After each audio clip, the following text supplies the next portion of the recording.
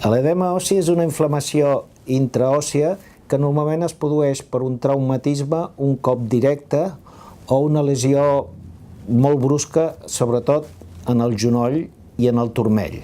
A vegades també és conseqüència d'una microfractura de l'os deguda a una sobrecàrrega o un estrès.